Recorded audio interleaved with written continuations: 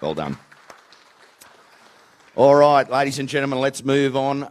We've got two fascinating speakers coming up for you to share with you a wealth of their own professional knowledge and experiences.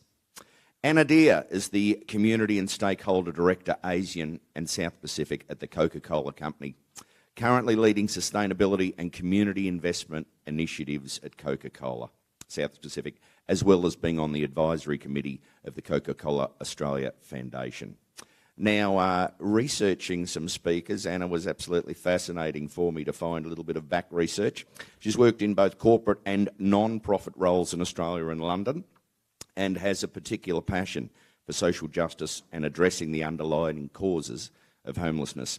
Now, she's also a non-executive director at the Sydney Street Choir Foundation and has been monthly volunteer with Youth Off the Streets food vans for over 15 years. We're also delighted this morning, everyone, to have with us Lynn Hong, the Climate and Water Sustainability Director, ASEAN and South Pacific for the Coca-Cola Company.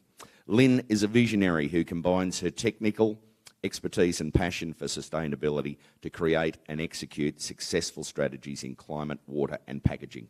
Now, with over 10 years of experience, Lynn's worked in diverse global settings, including leading network teams with very cultural backgrounds across Australia, Asia, China, Europe and Africa as well. Lynn's also here to share her knowledge and strategies for water security and climate decarbonisation across more than 20 markets in the Asian and South Pacific region. Ladies and gentlemen, would you please give a warm welcome to Anna Deer and Lynn Hong from the Coca-Cola Foundation.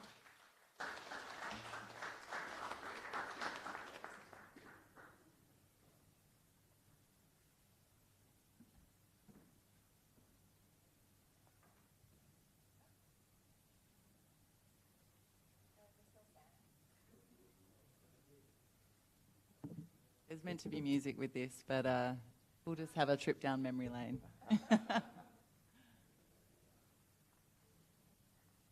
I can probably start because there's no music, so that's all right.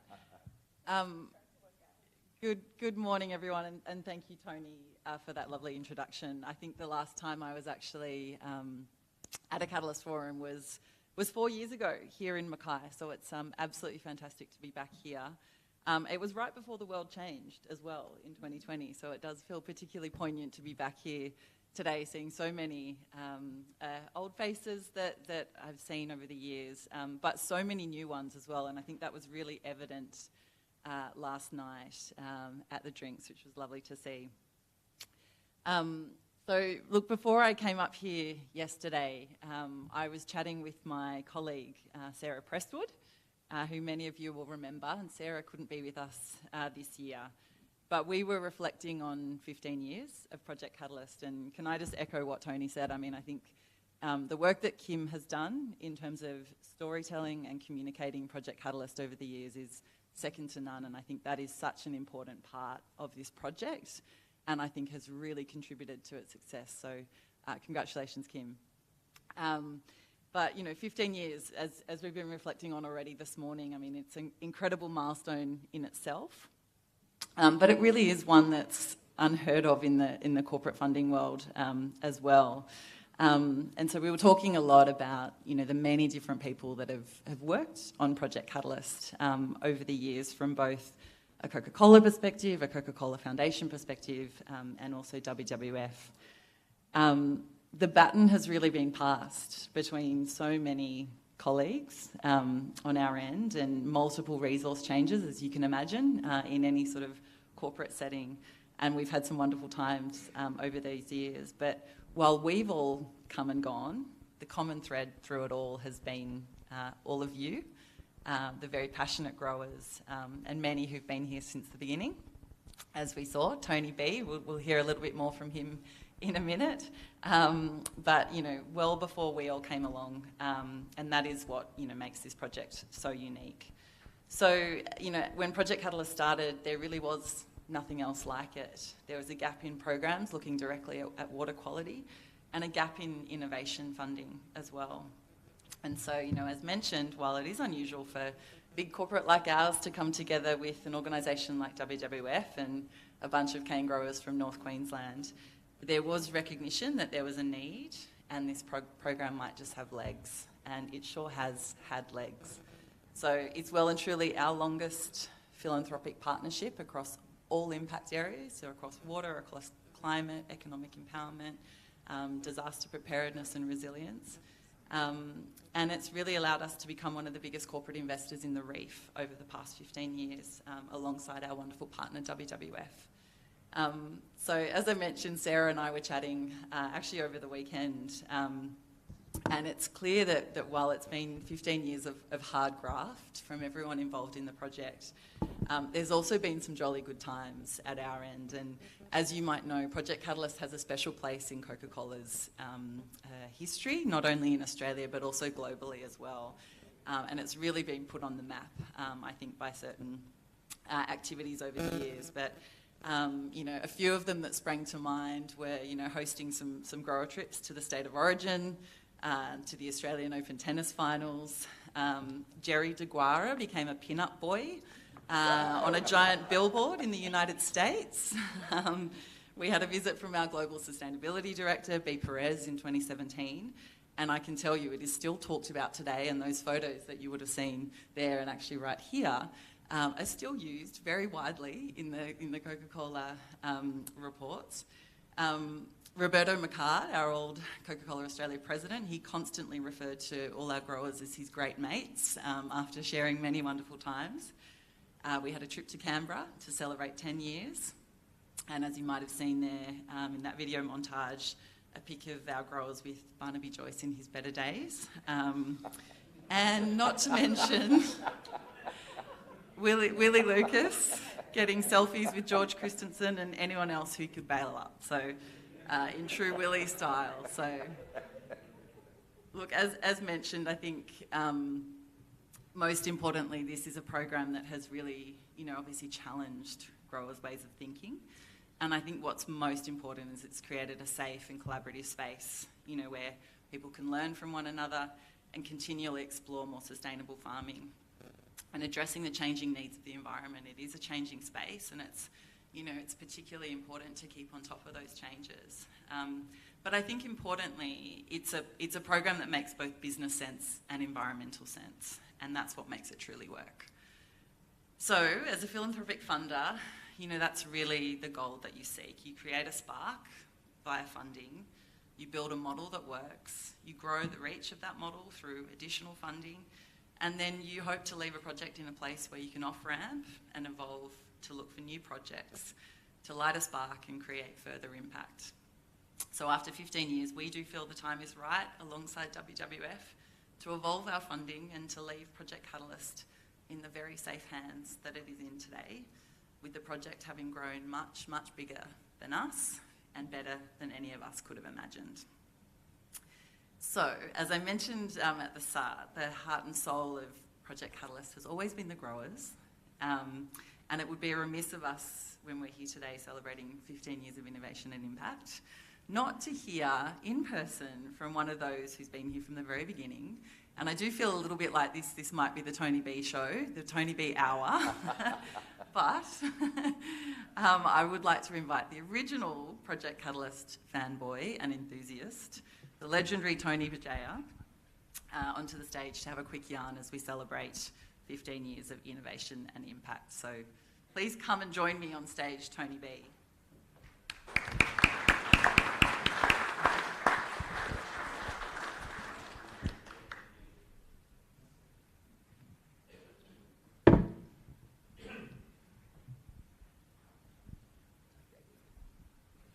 Come on up, Tone.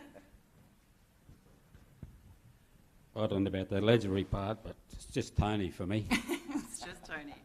Tony, thank you for joining us on stage, and you are always such a beautiful storyteller, and I love hearing from you, and it's very clear in the videos as well. You just have this perfect way of wrapping things up and bringing beautiful metaphors always around Project Catalyst. But I guess, you know, as we've talked about, you know, many times over the years, this partnership was about bringing strange bedfellows together, so Coke, WWF and the growers. What are some of your earliest memories of the project and working with unlikely partners like us? The very first meeting of, Catalyst was in our shed. We went into another farm visit and they were coming back to our place for the meeting. And I happened to get the two reps from WWF. Their name was Pete Follett, he was a soil scientist, and Juliet King. She was an environmental lawyer.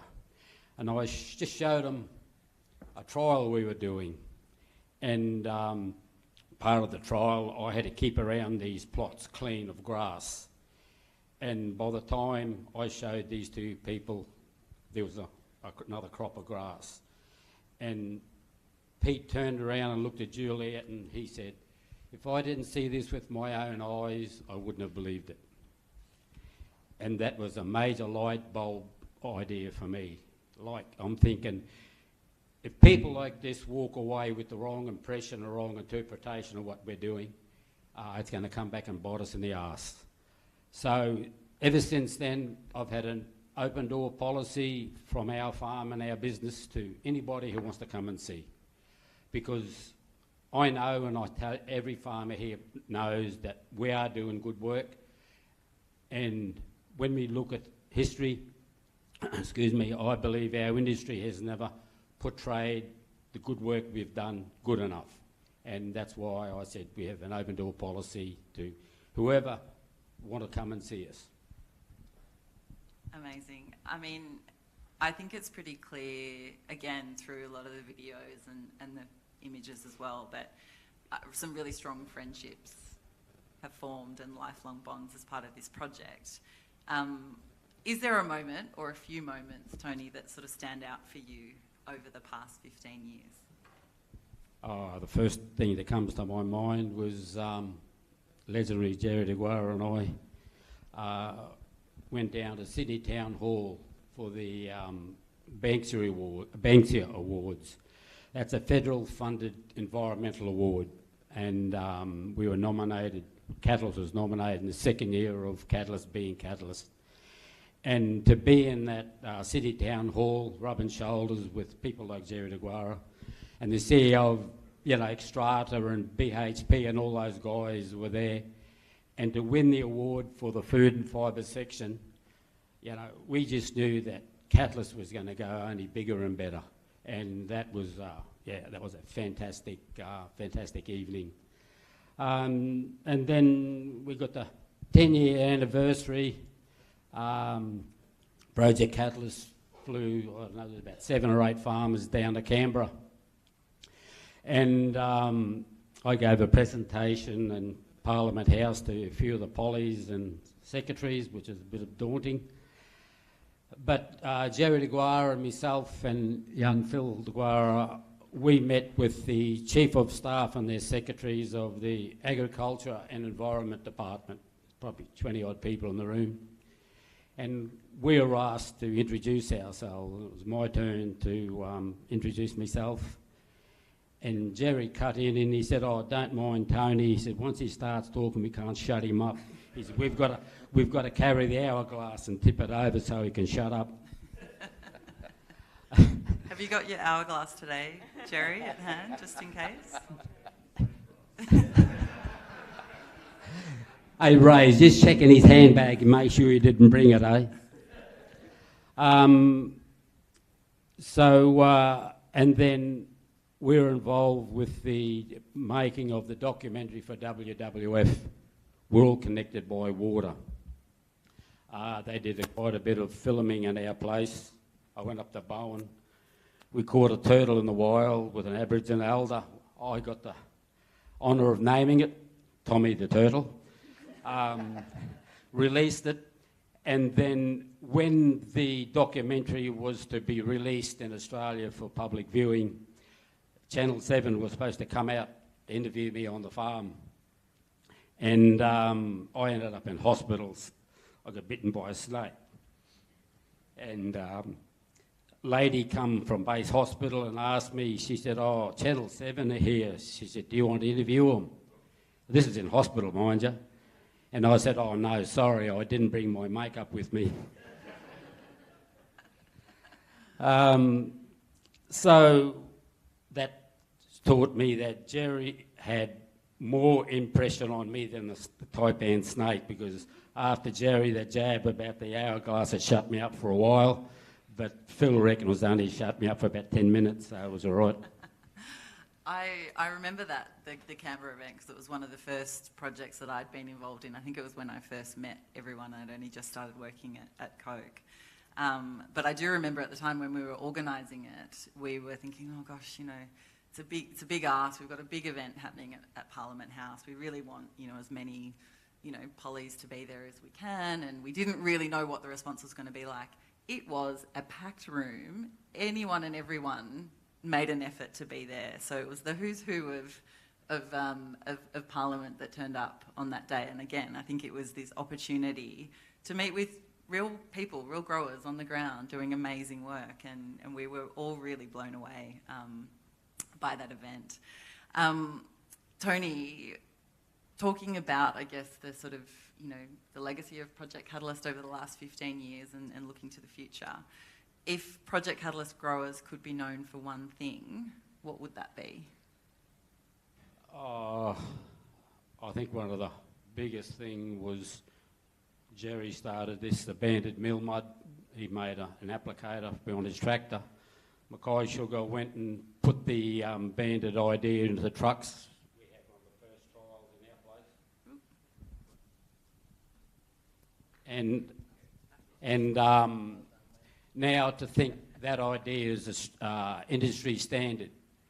And, you know, when you think about it, we're applying all the nutrients where we need to be on the growth zone, not in the interspace. So it's better for our back pocket and it's better for the environment. So, yeah, they're the sorts of things that we need to be looking at. What we can do to help our back pocket as well as the environment. And, yeah, that one I believe really stands out.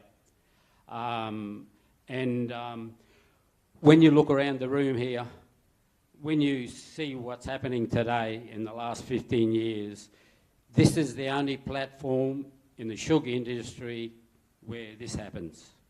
So, you know, we've got to be thankful that Coke and the WWF were on board, because I believe without their logos, we wouldn't be here today. And a lot of new faces, a lot of young faces here today, and I think it's up to us to keep it going, because like I said, this is the only platform in the sugar industry that this type of thing happens. And one thing that has not changed in 15 years, that old saying that we've used for quite a while, there's no use being green if you're in the red. And you know, what that says is a farmer that's on the bone of his arse financially, he can't help the environment. Look at the poor bugger in this photo, he can't even afford shoes. I stitched you up a bit there, Tony. I'm sorry for putting that one in, but it was a moment on your farm that I just thought very much captures you. But thank you, Tony. Yeah, round of applause, and thank you very much.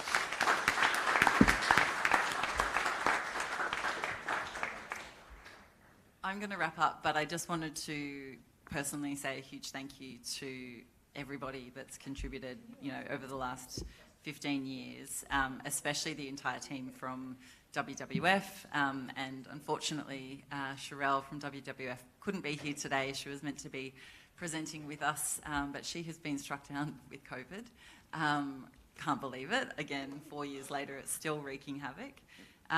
But, you know, particularly Ross, Andrew Campbell, Kim Clyden, all the NRMs, state and federal government funders, Great Barrier Reef Foundation, Katrina, and all the sponsors who make it what it is today. As I said, it's grown much bigger and better than any of us could have imagined, and much bigger than our contribution. So as I said, we wanted to present with Sherelle today, but I'm going to introduce my wonderful colleague, Lynn Hong, who's our Head of Climate and Water for Coca-Cola across South Pacific and Southeast Asia. And she's going to just tell you a little bit about our evolving strategy and looking ahead to 2030. So thanks, Lynn.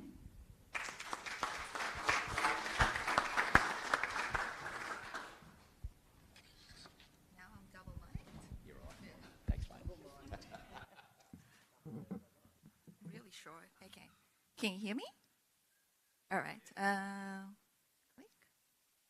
So this is a tough act to follow after Tony and Anna's conversation, but I'll take a few minutes to talk about a little bit more about what's future look like for Coca-Cola, what my job entails. And I think when we look at what we're looking at in terms of sustainability priorities in Coca-Cola, water leadership, sustainable agriculture, and climate is something that we are really focusing on. And there is so much interconnection between these three topics. We have a 2030 goal that is very ambitious, and we know we can't do it alone. So we're definitely looking to partner with NGOs, companies to achieve that 2030 target. And what does that look like in terms of water leadership? So we want to continue to work on replenishment, giving back water to combat water scarcity, and also to enhance our water quality and enhancing water efficiency across our supply chain. And through that, we also want to continue to bring impact to communities and preserve nature and help communities be resilient when it comes to water access and water quality. And central to everything we do in water, sustainable agriculture is the heart of it. When we look at our water footprint from end to end in our business across the supply chain, we know that we use the most water to grow our ingredients. One of the ingredients that we use is sugarcane, and that's one of the top priorities that the company has globally. So we'll continue to work on that and more focus on working with suppliers and growers like yourself to really hone in how can we use water more efficiently, and on top of that, projects like this to help preserve the health of our watershed. How can we care for our watershed and make sure nature is healthy? And we can't talk about water and land and nature without tying it to climate, right? So when we look at the nexus between water, sustainable agriculture, climate really comes in because not only we are helping restore nature, we are also making sure that our communities that we have connection to and our business becomes more resilient. And when we look at some of the good results and benefits that Project Catalyst has brought, it's definitely tied very much to climate in terms of carbon sequestration and preserving nature, which really very much ties to what we're doing in climate. And then my next slide. And all that we want to do in 2030, it's quite ambitious, but we will definitely leverage on a lot of learnings, that the group here has brought and we managed to measure across the last few years on how to take learnings from projects like this for future projects and future success. And we know that from Project Catalyst, not only it helps improve water quality, water quantity as well. As the land becomes more healthy, it can catch more water. And definitely for growers, you feel that, and Tony has said as well, it's better for your back pocket in terms of productivity. You get more yield, less fertilizers used. There is also carbon sequestration for capturing carbon, allow the soil to capture more carbon, and using less fertilizer also means that you release less carbon. On top of that, and better water quality into the reef means better biodiversity in the reef. And to top it all up, I think one of the greatest learning here is really the network capacity building and also learning from one another and passing on the knowledge. So to be honest, for me, it's the model case study that I bring up all the time in my travels and working with other regions, and we'll definitely have so much learning from this that we can build on for future success. I know, sorry.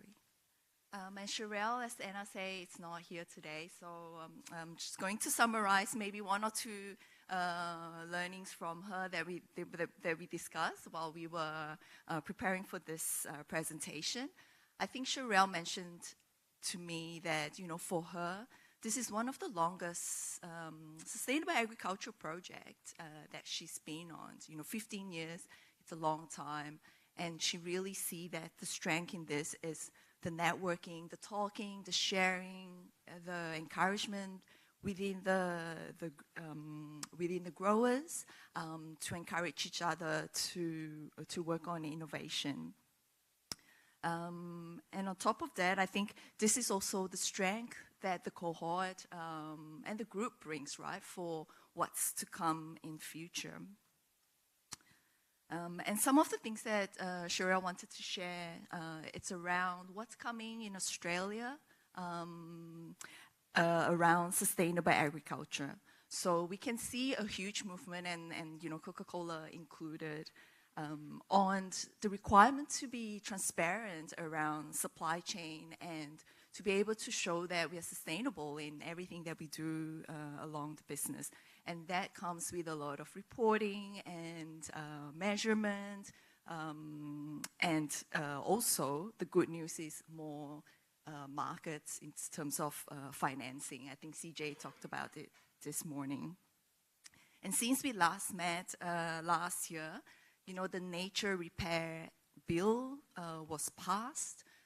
And what this means is that, you know, projects like repairing, restoring, protecting nature, and that includes land, the river, the coast, and our marine, will be in demand. And the growers and landholders like yourself will be the areas where they look to get these projects. And it's very much aligned with the carbon markets. You will start seeing biodiversity schemes coming globally and also in Australia. And this is a great opportunity, as, like I said, the project and that has to come from farmers and growers. So as an individual, this will be, you know, something that is coming, and it is quite big to take on. But as a group, Sherelle has mentioned that the strength that you bring as a group to build towards this and tap into this opportunity will be, it's a great opportunity. So, yeah, so go together as a group. I think that's all we have to share today. Thank you. Will I take, do we have time? Oh, okay. Thank you.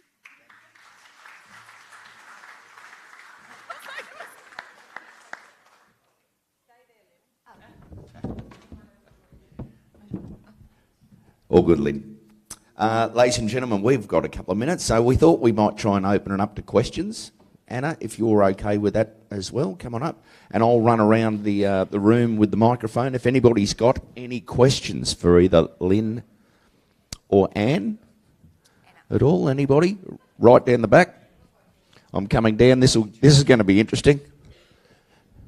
Could be like a cattle dog across the sheep here. Look at. No, you stay there. Thanks, Cam. Legend. I'll go to the rear. It's my best position. Where are we? Oh, it's Shane. Thanks, Kim. Thanks, Tony. Yeah, I guess to Lynn and Kate, it's more of a comment than a question. Like it was brought up today by Tony.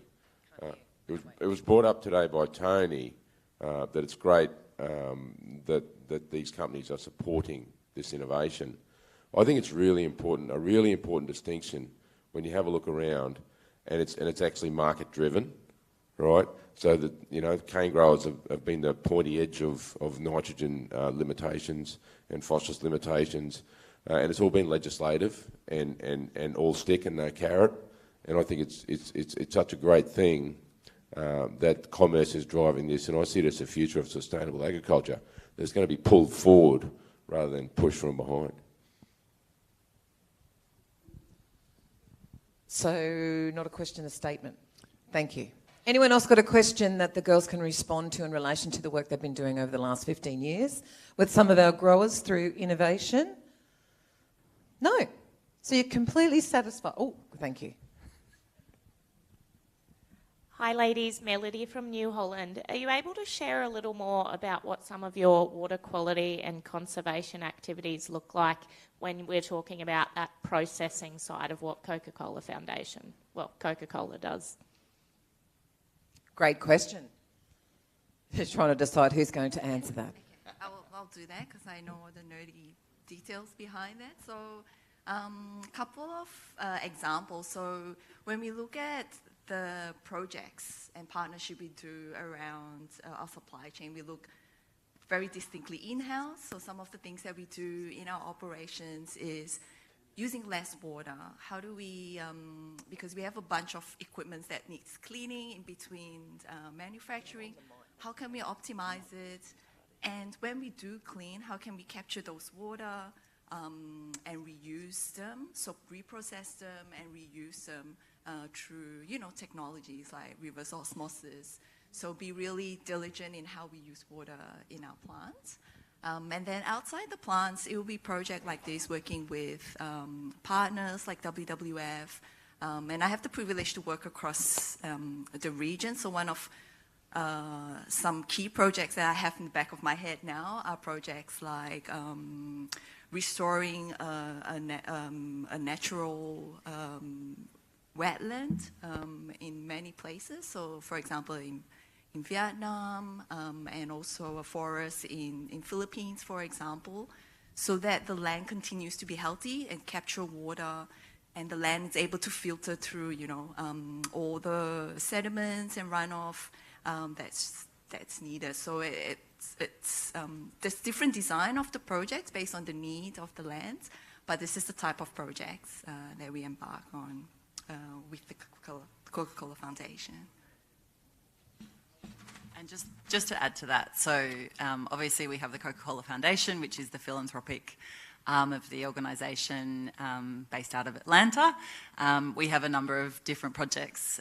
Here, obviously, in Australia, we've got Project Catalyst, but we have projects all over the region focused on water access, sanitation, hygiene, but also climate adaptation, climate resilience and disaster preparedness under a new Coca-Cola Foundation strategy, which actually launched last year. So happy to talk you through all of that. But that is aligned very much to the water strategy, which Lynn looks after, a water and climate strategy, where we also have, I guess, business funding to do projects, that are looking after both our in-house operations, but also community impact projects as well, sort of beyond the Coca-Cola Foundation. So it's fairly holistic, but we're in a period of quite a big transition at the moment with a number of different strategies that have evolved.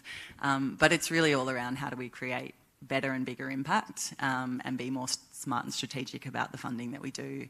How do we look for new ways of giving? How do we look to new opportunities to create impact in all of these impact areas? So it's an exciting space at the moment. Ladies and gentlemen, would you please thank Anna, Lynn, and also Tony down there as well. Thanks so much, you guys. Fascinating stuff. All right, ladies and gentlemen, our next speaker has over 20 years' experience in rural landscapes, farming and food systems, and also in community development. With a passion in agroecology and to empower farmers with knowledge and skills, our keynote speaker is here to share with you all a number of key elements to success while embarking on a pathway to change. Here to outline some of those steps in a presentation entitled Regenerating Our Soils for the Future. Ladies and gentlemen, would you please give a warm welcome to Mr. David Hardwick.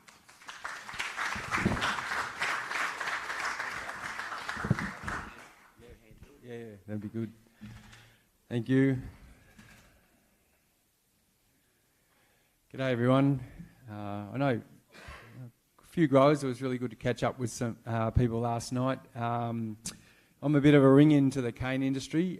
Those of you that don't know me, from down south, Albury-Wodonga. I actually started my agricultural career on a dairy farm. So I started as a dairy traineeship, and I kind of lucked out because my boss was organic, which was really weird back in the 90s.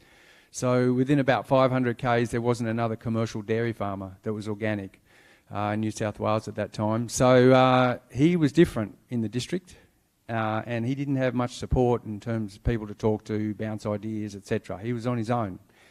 And he didn't get a premium for his milk because it just went in the dairy farmer's tanker with everyone else's milk. There was no co-op to value add the dairy. So I kind of got a really good training in kind of soil biology and all this weird stuff. And he used to say, I'd ask him, how does this all work? Because he made money, you see, and we got the protein bonus for the milk. He used to get paid a bonus for protein in the milk, which meant you had to have enough nitrogen. And he'd say, I just work with nature. And I'm going, what is this work with nature stuff? Anyway, the other thing I lucked out on in that job is it was during dairy deregulation. So I'm sure most of you heard of the dairy deregulation time for the dairy industry. So in that district of the mid-north coast of New South Wales, not far from Port Macquarie, if you know that area, there's now, out of the 30 to 40 dairies on the plateau where I worked, there'd be lucky to be 4. So they've all gone. So I kind of lived through major industry change from the ground up, like at the bottom of the chain there as a dairy trainee. And I saw what it did to the community that I lived in, and the stress and all the trauma. And there was lots of money, don't worry, there was lots of money thrown to help the structural adjustment of the industry.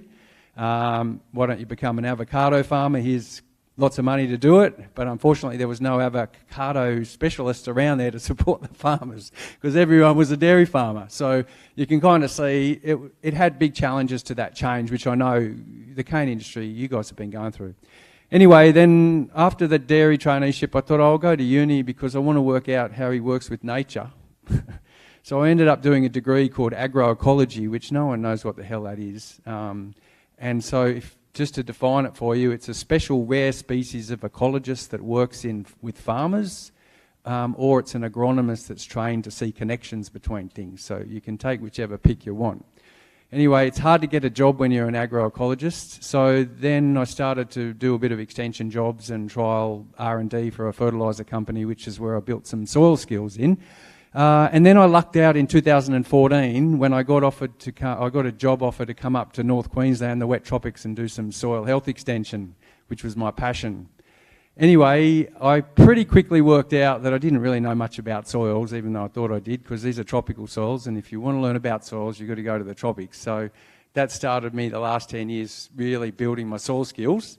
And the second thing I worked out pretty quick was that the cane farmers in the wet tropics and the rest of you cane farmers from the other areas of the cane districts were going through big industry change. And having lived through it myself, I could see the cane guys I was working with, a lot of whom are in the room, some of whom in the room, were going through that change as well. So I had a lot of empathy and understanding, and my training at uni was around extension and change, so I'd kind of had a few tools. So I guess I've been really lucky, I feel, in the last 10 years, because it's now 10 years, believe it or not, those of you that first started in some of the soil health projects with me back then. It's 10 years this year, so and I've learned a hell of a lot, even a little bit more about soils, but also about change and what works and how people can successfully change in complex situations. So the topic is regenerating our soils for the future.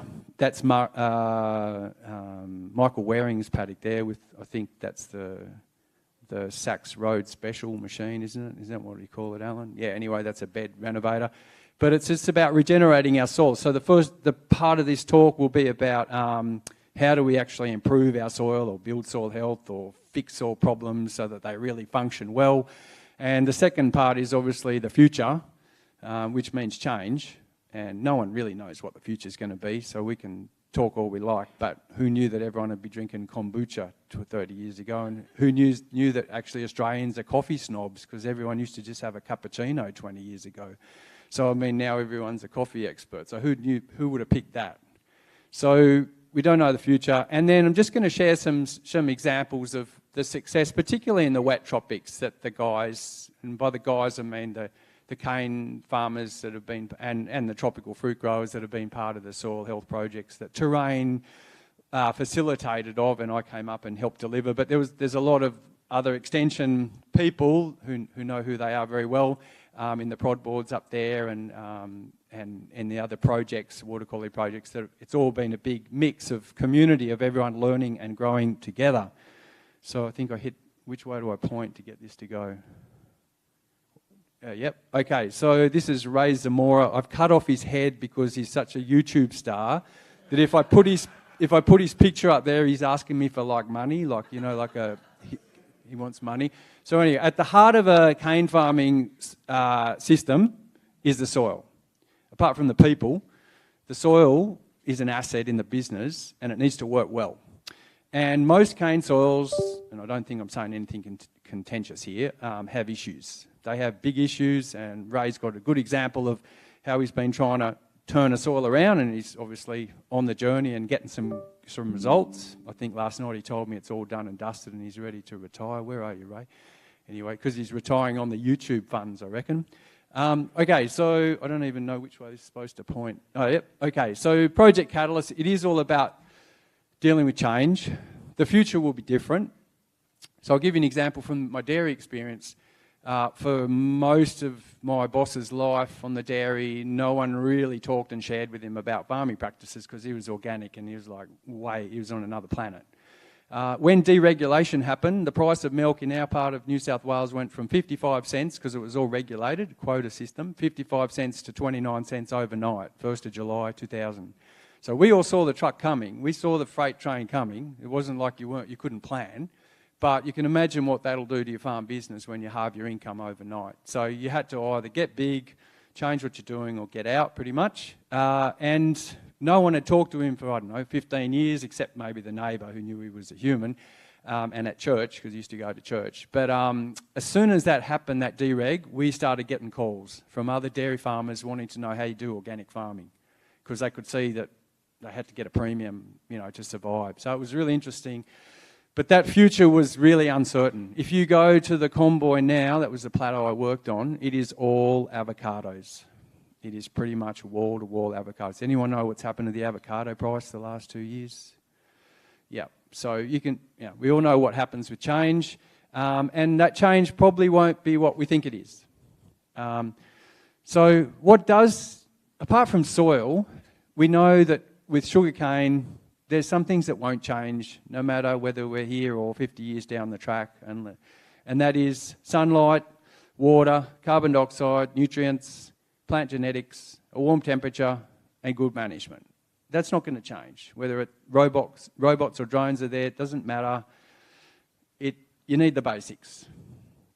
I think that's fair enough. But one of the big changes I went through, and I think the cane farmers that I was lucky enough to work with, whose photos I'm putting up as we go through it, and most of them are part of the Regen Cane Network, which is, as some of you would have heard of, is seeing soils differently. So this big change that I think we're all going through, and a lot of growers here that I haven't met and that haven't met me were also going through it, is seeing your soil differently than in the past. The analogy I like to use is a pub, and I'll get to it as I go. But if you think about a good pub, this pub's near home at Albury. It is a real pub, believe it or not. It's not just like a tourist thing. A good pub in a local town, you can go and have a feed, have a drink, celebrate things, socialise, and organise. A local fire brigade or whatever, sports club can get there and do their meetings. So it carries a lot of functions for you.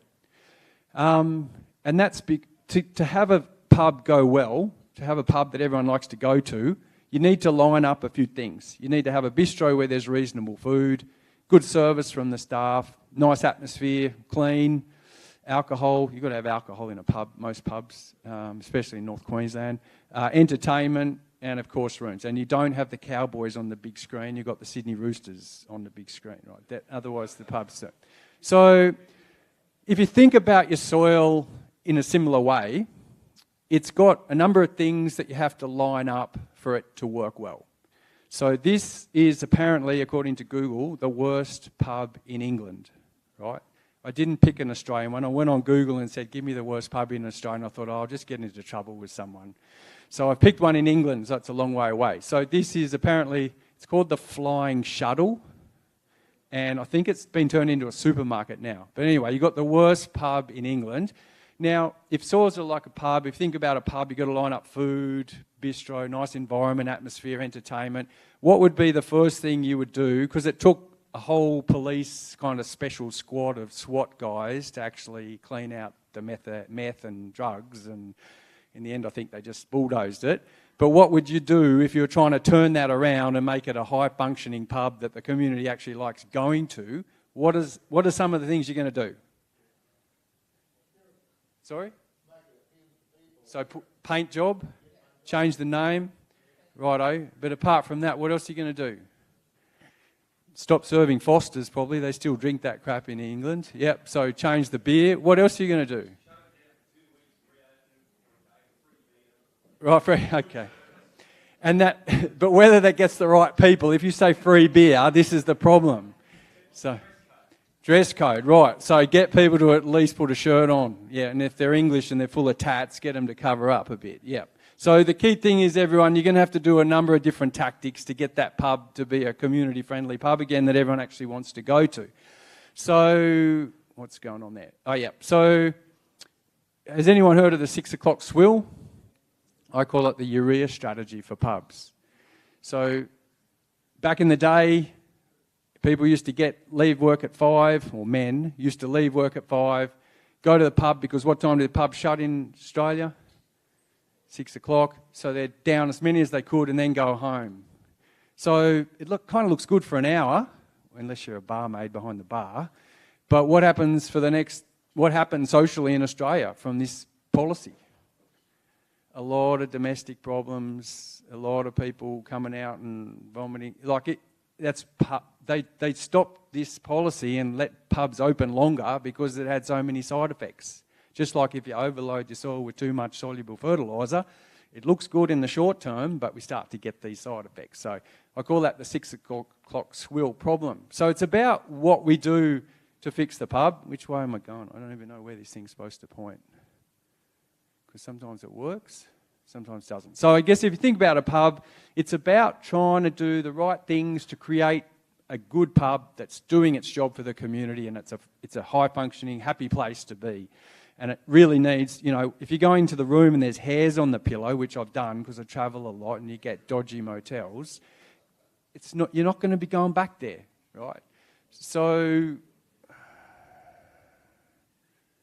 I'm pointing at like 4 places here. Where am I supposed to point? So you want a pub that's family friendly, and this is AFL. Like, I moved from northern New South Wales to the border of Victoria, so I have to put up AFL photos sometimes, but it's not the Roosters, but it could be the Roosters. So you want a pub that's happy and functioning. So I'm really having trouble with this point. Right. So if we think about soils in the same way, they're a system with lots going on. Your job as a publican is not to micromanage everything, but to employ a good chef, a good bar manager, a good cleaner, and some entertainment, and just let them run the show and make sure it's all ticking along, that your chef's actually cooking decent food and not disappearing on you, all the rest of it. So soils are the same. Soils are a system where things are interacting and they're coming together in an equilibrium or a balance. This is a wheat plant, Western New South Wales, on the edge of the wheat belt.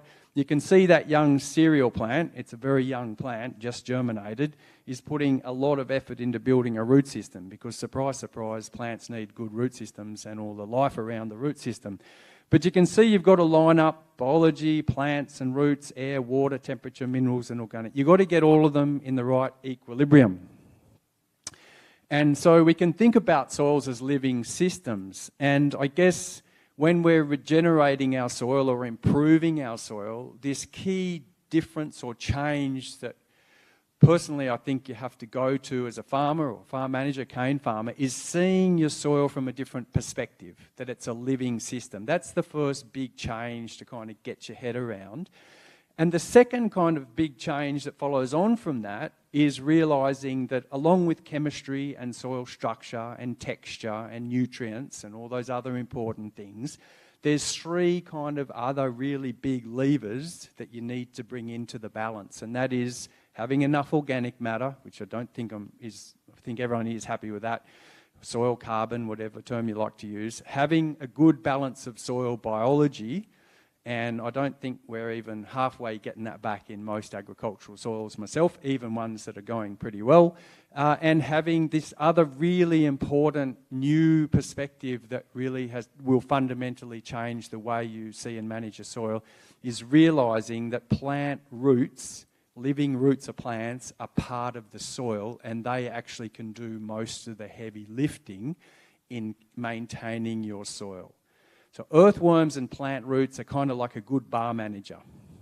And a bouncer. You've got a bouncer and a bar manager making sure the pub's flowing smoothly. Well, that's what earthworms and plant roots do. They just organise it and keep everything humming along. So this is a tobacco field in Victoria, and the old tobacco country was pretty hard farmed, and it's being rehabilitated. So that's kind of the extra things that we've got to bring into our thinking, I guess, around soils. So there's Mark Savina. I'm trying to bring a few of the Wet Tropics guys, soil health farmers in. So Mark gave me a copy of the Manual for Cane Growing 1965, and some of you in the Regen Cane Forum would know that I love that book. I sleep with it under my pillow, believe it or not. But I believe there's a lot in it's good to know your history. Now, those guys knew what they were doing back then. And these are some quotes from that book. When thinking of soil, the very small proportion of organic matter has profound effects which are all out of proportion to the amount present. That means you don't need a lot of it, but if you have a bit of organic matter, it does a lot of good for your soil. And the second one, which is from 1953, is the ability of a soil to supply nitrogen is closely related to its organic matter. So they must have known something back then, because I think you guys use your carbon number for your soil nitrogen now. And the last one there is evidence is now accumulating regarding the beneficial effect on plant growth of organic substances originating either as decomposition products of plant residues or as excretory products of microorganisms. So we know that the life in the soil and the organic matter is really important, and that's Tony Rossi, who I think talked last year. And I've put up Simon Matson's photo. Simon's actually a retired cane farmer now, so he's actually having a comfortable lifestyle. I know he's a bit of a, challenging. He's been a challenge, particularly in the Macquarie, to soil health practice farming and being a champion of that. I think it's important to remember that his Nuffield Scholarship on soil biology was actually sponsored by the cane industry, and he came back and planted sunflowers in with his cane and really was one of the catalysts for that, looking at alternative crops. But at the heart of a cane farming system is a high-functioning, self-regulating soil system. And I think if we take that approach that your soil is a living system that can achieve equilibrium with a little bit of our support, it sort of changes the way that you approach your soil management.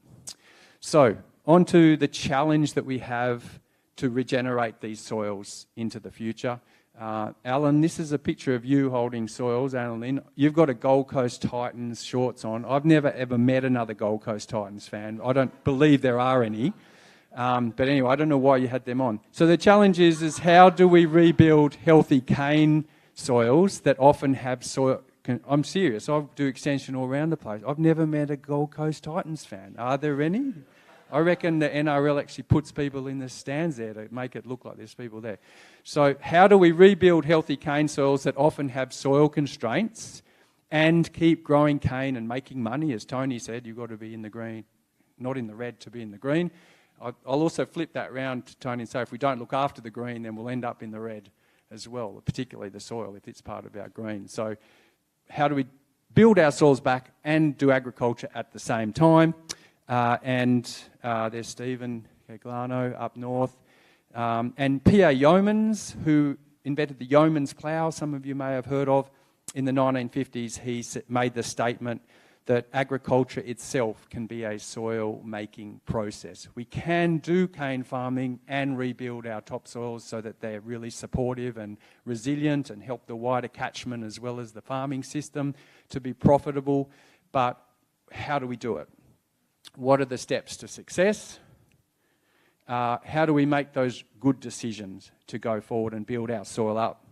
So it's all about making good decisions. And I think it was mentioned today in the video by one of the growers, it was a great comment where he said, you're thinking for the long term. These are big decisions. It's not just about put your plastic cup in the yellow lidded bin. These are big decisions made in complexity. So they're complex, there's uncertainty, we don't know the future, regulations alone, forgetting everything else, price of sugar, all of these things. There's consequences. If I go in and change my machinery and my practices, there's risk of loss of crop. There's huge consequences. It's risky. And each situation, each farming system is context specific. So recipes don't work. You have to make it fit to your local context. So that's our challenge. But if we follow a process, we'll get success. So if we have clear goals of what we're trying to do, follow a process, don't complicate it. Yes, soils are complex, farm businesses are complex, but we don't need to make it complicated.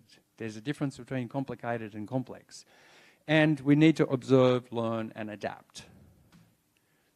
So, soil health-based cane farming, for want of a better term, steps to success. There's Chris O'Kane telling some stories about the size of the earthworms that he's seeing in the paddock now, but I'm not believing it.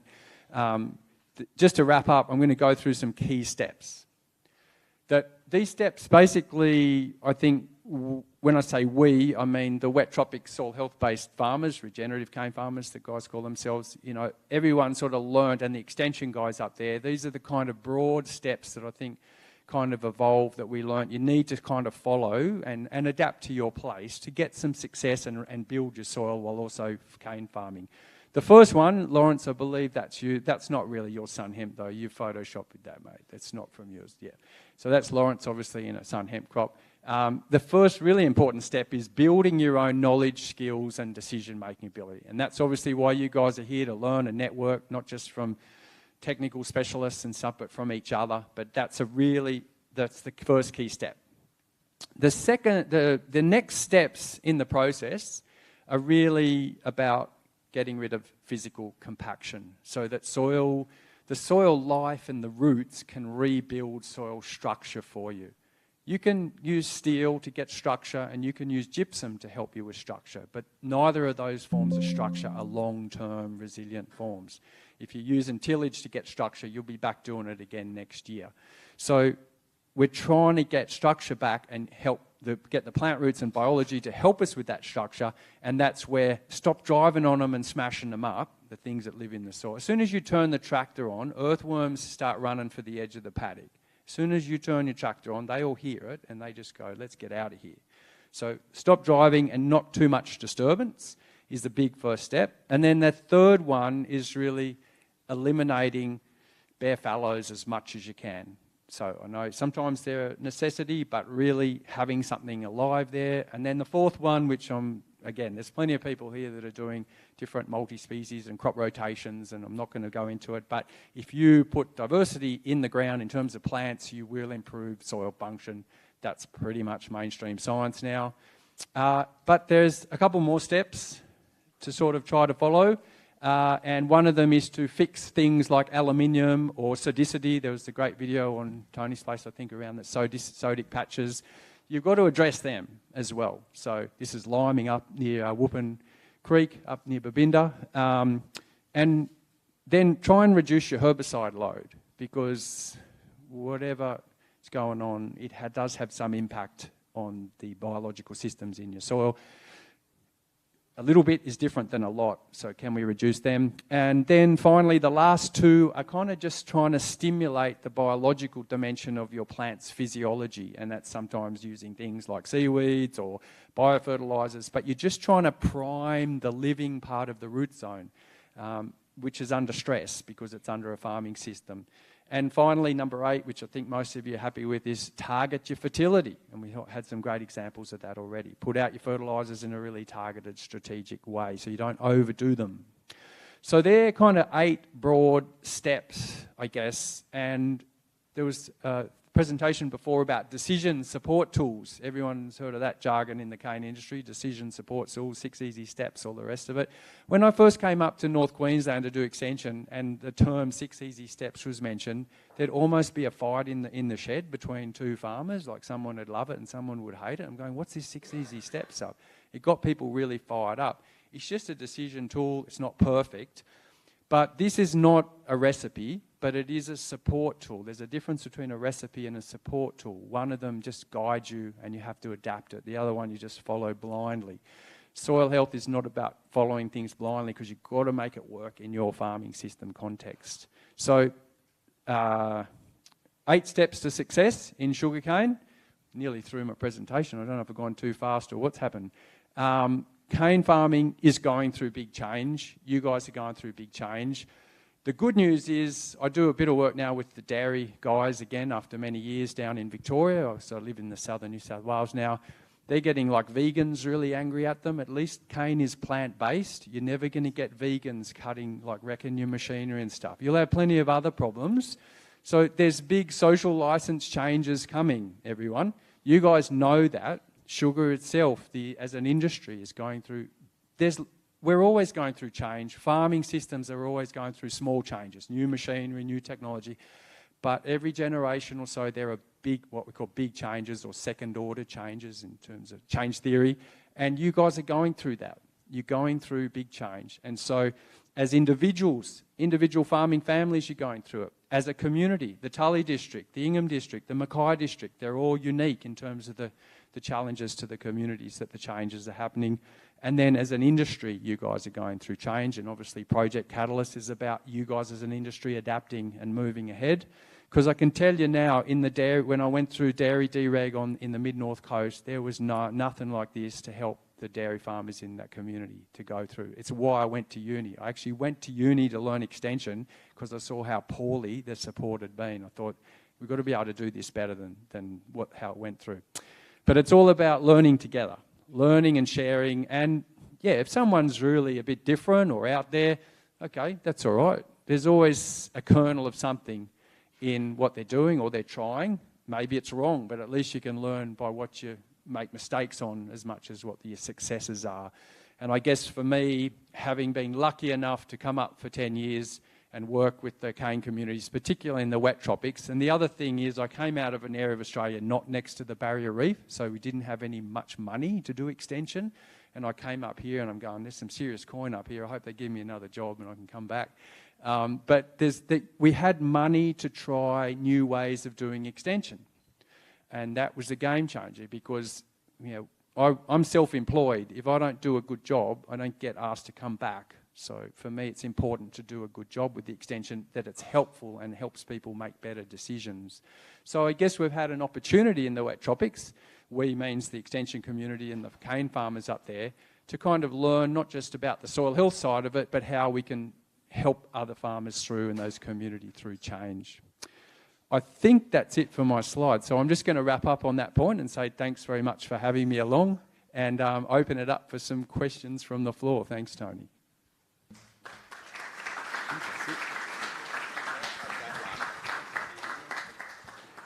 Any questions at all?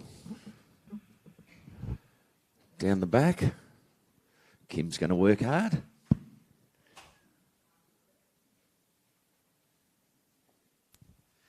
David, great presentation.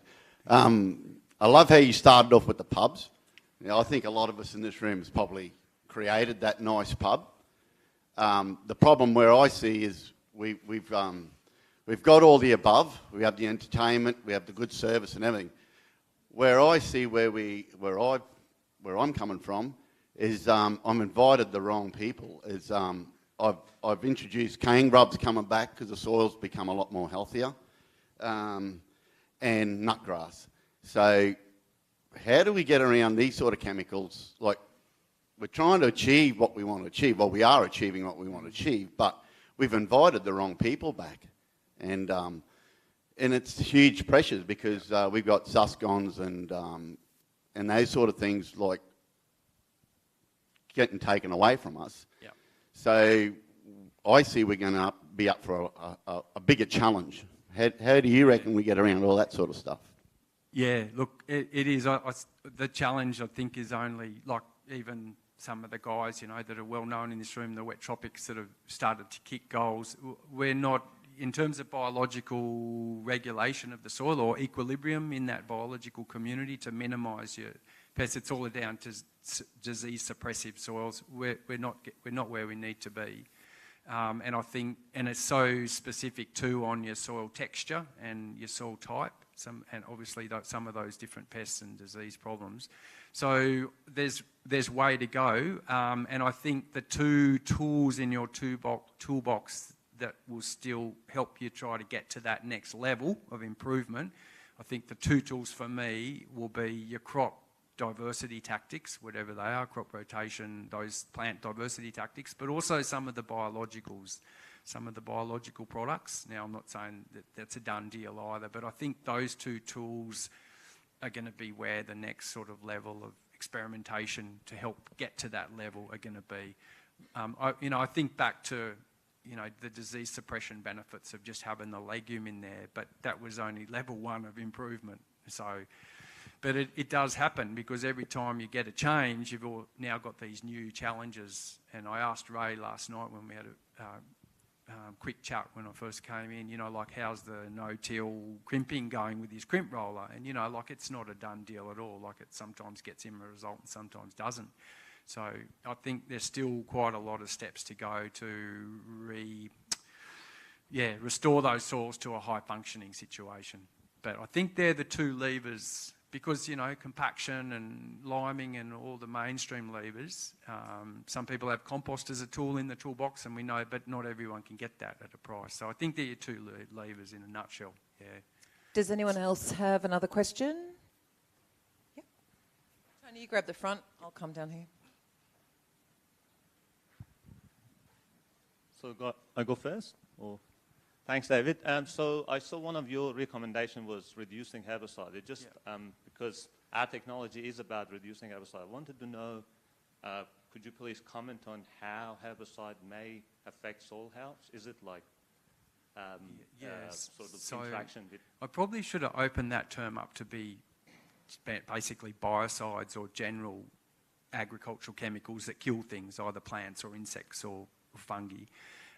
So there's different modes of action or modes of death. Yep, it's like the military industrial index. They're all different weapons. So you're either like a fungicide. All fungicides are not selective. So if you're using fungicides, it is taking out your beneficials as well. So it's a nuclear option. So with herbicides, obviously there's different physiological effects on plants. And I think what we're now realising, if you look at some of the recent work, is that those herbicides affect the physiology of the plant, which then actually changes the way it's exudating and relating to its symbiotic microbes that live on its root and help it access trace elements, for example. So there's a lot of subtle pathways that I think we're only just starting to understand. I try to keep it simple. If you're seeing the numbers of earthworms improve in your soil, you know you're on the right track, even if you're using some chemical, because earthworms are quite sensitive. They're kind of like, City Roosters fans drinking kombucha. They're quite sensitive, which is me, so you're all good. So, yeah, they're a good indicator. But we know that biocides have side effects on a lot of our beneficials at all kinds of levels, fungi, bacterial. So I think we're only just starting to understand that.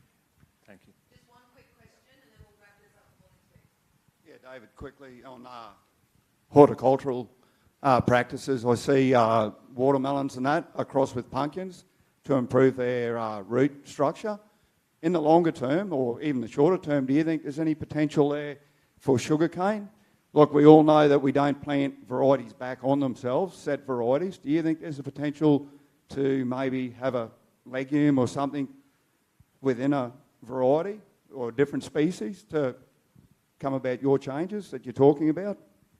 Yeah, I think the early days of breeding genetics in the cash crop as well as in the cover crops and the complementary crops for their root characteristics and their biological contributing character is only early days. I think if you look at some of the American stuff with soybeans, for example, there's different varieties of soybeans, some of which go really well in a multi-species and others are really better on their own as a monoculture crop. So that kind of, genetic, different traits. So I think the cane industry, looking at root traits to help roots, they need to bring that into the breeding program. One of the big problems I had when I first came into cane was everyone's going, cue this and cue that, and it was all the varieties over my head. But yeah, it's about genetically breeding plants for not just above ground stuff, but also their roots, and doing that then with the cover crops as well. So I guess the challenge is how are we going to fund that, because it's long-term work, obviously, that the industry needs to benefit from. Fantastic. Ladies and gentlemen, would you please thank David for sharing all of his knowledge. Thanks so much, mate. Fantastic. Fantastic work. Ladies and gentlemen, just before we go to morning tea, just a couple of very quick messages for you. For a start, if you're not already engaged on YouTube and Facebook, make sure you do. Just type in Project Catalyst. Lots of clips, lots of information sharing going on there. As well, just a heads up, the next after morning tea, the next presentations, etc. We're going to have 3 of them, all from, where are we? The project presentations from Mackay, Burdekin and the Wet Tropics as well. For a start, we're going to have Audra Allen and growers Stephen Vella and Richard Galea on the video. Now, you can also, on your Project Catalyst magazines there, you can also have a bit of a pre-look at that. The first presentation will be page 17 onwards. Burdekin Dry Tropics, we're going to have Jasmine Connolly with growers Dave Fowler and John Arate. That's in page 29 and 30. And the Wet Tropics, Megan Zamil, Bethany Donker with grower Alan Lynn. That's on page 41 for you. Couple of other very quick things before we break. Ladies' Day in the Clouds, that bus will depart at 10 a.m, so in around about 10 minutes' time. Just out at the registration desk just outside the doors, and Emily will just take you down there. Can I get a massive round of applause, please? Our morning tea is being supplied by Liquiforce, who have been supporting cane farmers from Mosman to Mackay for over 30 years. Give them a big round of applause.